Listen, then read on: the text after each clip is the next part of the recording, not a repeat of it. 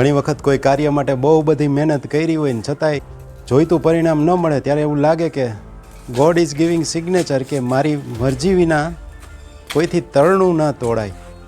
ગમે એટલી મહેનત કરી લે બેટા પણ નહીં મળે ઈચ્છિત પરિણામ.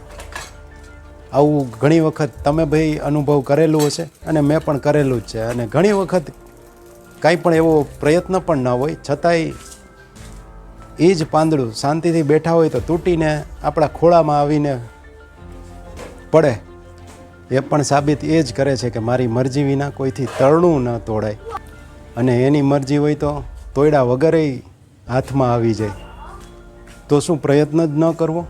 પ્રયત્નો તો કરતા જ રહેવાના, પણ પછી અંતે જે પણ પરિણામ મળે ને એમાં એની મરજી જ સ્વીકારવાની, કે હશે એની મરજી હશે તો આ આપણે સફળ થયા, ને એની મરજી નહીં હોય એટલા માટે નિષ્ફળ થયા.